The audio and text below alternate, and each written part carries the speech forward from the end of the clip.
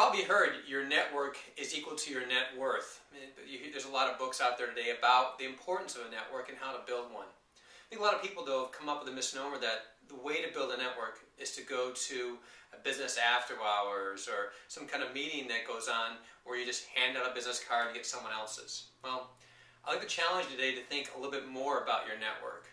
Your network's just not about who's in your Rolodex. That's not what a network is about. If you're going to really leverage a relationship so that you can add value to someone else and they can add value to you, you're going to have to create some more clarity in how you want to go about doing this. So the first thing I want you to think about is to look at your network as an asset. See, no different than if you had a 401k. I mean, really.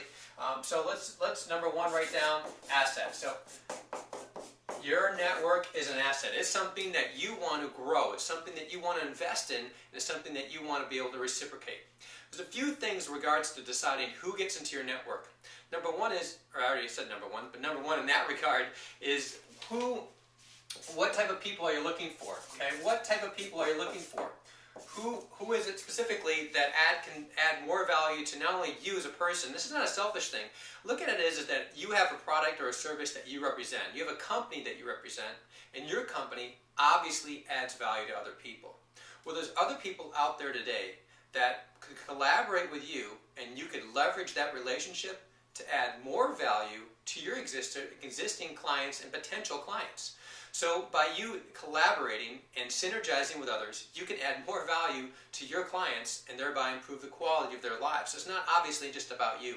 So what type of people are you looking to add? That'd be a question I'd be asking myself. The next thing is that you want to consider is, as you're evaluating people, is what type of values do you have, and what type, as you meet with people, are you aligning your values with theirs? It's really important that when you meet with someone that your values align. You might meet with somebody and maybe they would be a good asset in regards to what their knowledge base is and the wisdom they have, but your values don't align. You don't meet up. So that's probably not someone you want to work with. You want to work with someone that sees things the same way and that you can get along with and feel that energy. The other thing that you want to look at when you're working with someone is this someone that you can add value to? Can you add value to them? That's a big question.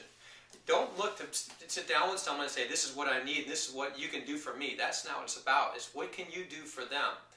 People are going to reciprocate. The law of reciprocation says if you give something to someone else, they're going to feel like they want to give back to you. It's a human nature. It's a thing that we do. So as you meet with someone, are your values aligned, and can I reciprocate to this person, or can I give to this person? What can I offer them? And if you're not sure, all you got to do is ask. Say, what kind of customers are you looking for? As I'm out and about, and I were to look for someone that I want my subconscious mind to be tuned into a potential client for you, what would that look like, or how would I identify that person?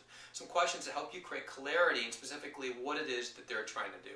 And the third thing is, or the next thing is you want to look for someone that can add value to you.